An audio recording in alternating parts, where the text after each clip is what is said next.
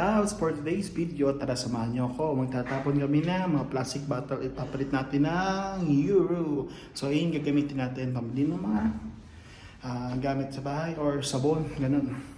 So tara, samahan niyo kami. So ito mga tabs, yung mga bote na ipapalit natin. So ayan, yung mga bote na mga beers, tubig. So ayan, papalit natin yung mamaya. So yung mga palit natin dyan, syempre gamitin natin pambili ng mga mga sabon-sabon. So yun, sabon, kung ano pa. Hello mga katabs, so ito na. Ipit na namin siya, kasama ko yung kapatid ko, ayan. So dito kasi, yung mga plastic bottle, mga basyo ng ng mga beers, may mga tax na kasi yan. So ang kada isang peraso nito, pag pinapalit mo, ang katumbas niya is 10 cents. So yun. So marami-rami ito. So sana makarami tayo. Tara guys.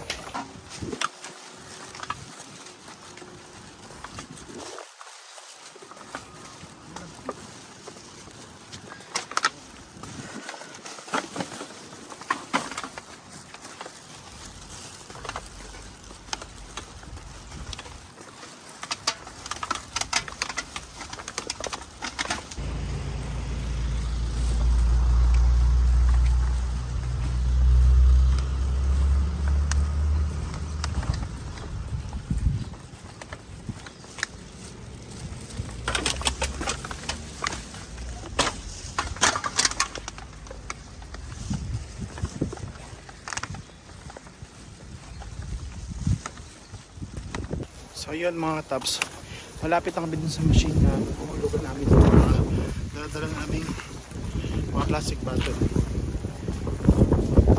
So dun siya. So para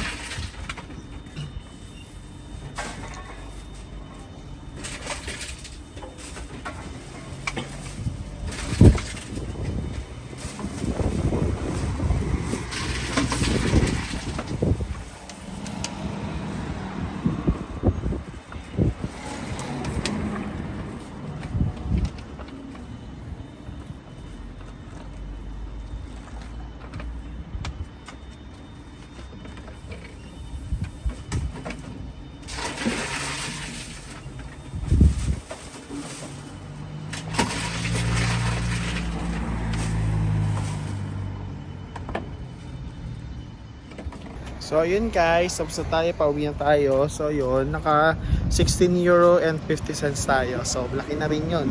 So marami rin na bibili natin. So yun, pauwi na tayo. So mga katabs, dun sa sa mga pinagpilitan namin ng mga bote, siguro mula dun sa bahay namin hanggang dito, siguro mga 15 minutes yun lakad. So yun, dati kasi dito, nung unang punta namin, medyo matagal yung machine mag-read ng mga barcode. So medyo natagal lang kami. Buti ngayon medyo okay na. Pero yun. So sa mga katabs, buti nila maganda yung panahon ngayon. So di siya malamig, di siya mainit, sakto lang. So yun. Pero medyo mawindi ng konti. Pero napakaganda ng weather. Kaya gusto talaga yung yung winter. Kasi pagkasi summer dito sa Malta, sobrang init. Hello mga katab! So yun na nga. So ipapalit natin yung napalit natin kaninang voucher dun sa pag bibenta natin ng bote. So ibibili natin yun. So sakay tayo ng bus.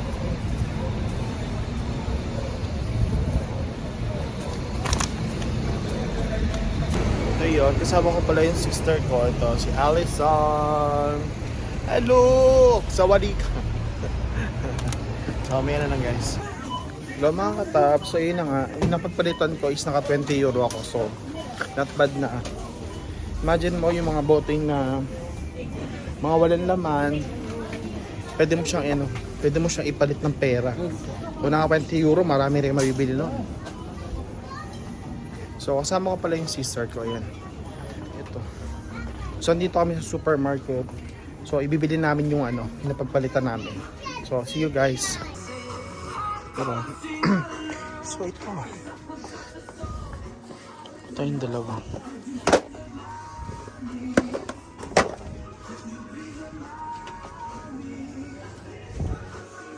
Bachi. Mga dark chocolates naman ito. So maraming hamper. So maraming pwedeng paregalo.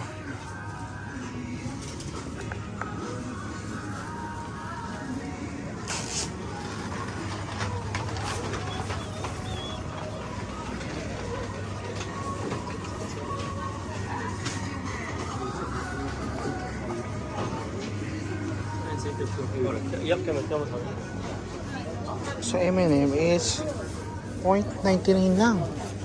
Uy, mura. Bunso oh. 0.99 lang M&M. So yun guys, bumili ako ng chocolate kasi pauwi ako ngayong December. So yun, so kailangan natin na magpasalubong. Nakabili naman ako ng ibang mga ano, mga dadalhin ko, pero chocolate lang hindi ako nakakabili. So baka bumili rin ako next month. So ayan yung mga napamili ko. So kulang pa yan. Dapat tayo ng iba. Malasi. So ayan. Ito kasi may alak naman to eh. Ano? Ito, bachi. Yan, masarap yung bachi.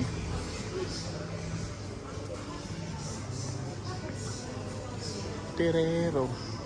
Ano man lang kasi yung Perero eh. 4.99. So ayan.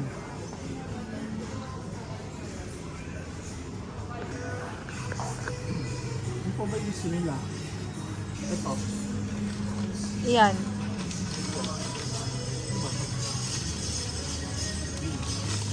Ayun o, yung gummy bear. Ayun. Ito? Yan.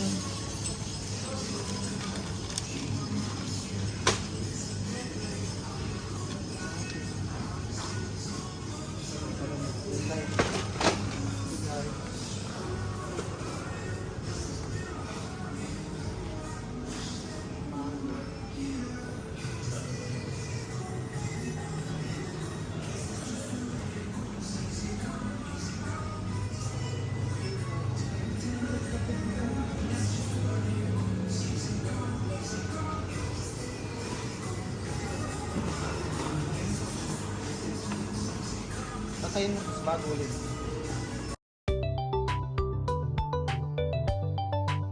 So yun na nga mga katabs. Pumili ko ng mga locker. Yan yung wafer ba. So favorite kasi ng mga pamangkin ko yan. So yan iuwi ko sa kanila. So pwede rin yung pangbaon nila sa eskwela. So marami rin klase ng mga wafer na yan. Merong dark chocolate, merong peanut butter, merong pistachio, yung white chocolate, at iba pa. So kumuha nga ako ng tigi-tigisa. So para marami silang pamimilian kung anong gusto nilang kainin. So yun guys. So yun mga katabs, titingin niya kung bibili pa ako ng Nutella.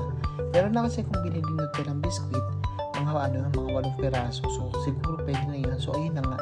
May nakita ako ibang klase ng tinapay. So kumuha lang ako dyan ng dalawa. So para matikman naman ba ng mga bata. So pang-iba naman. So yun.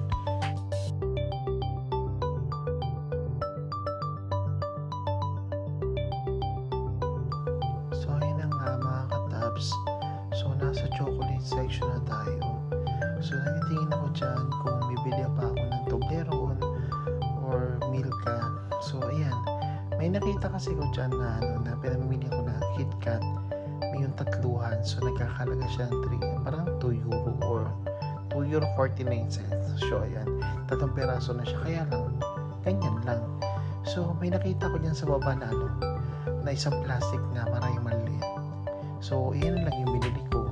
Marami kasi ano yan, pwede mo pamigay sa mga pamangkin mo, sa mga pinsan mo. So, ayun. So, yun nga mga katabs. So, yun nga pala isa sa pinakamagandang klase ng pasta dito sa Malta. Ang pangalan niya is Barilla. So, nakita nyo naman, is 79 cents lang siya. Kaya pag umuwi kami ng Pilipinas or nagpapagay kami, dinadamihan na namin ng pagbili niyan kasi mura lang naman. Kaya sulit na sulit. So, yun na nga. Tapos na kami mamili. Pauwi na tayo niyan. So, happy weekend sa inyo lahat mga katabs. Maraming salamat sa pagsama sa akin. So, sa uulitin. God bless you all. Ciao, ciao!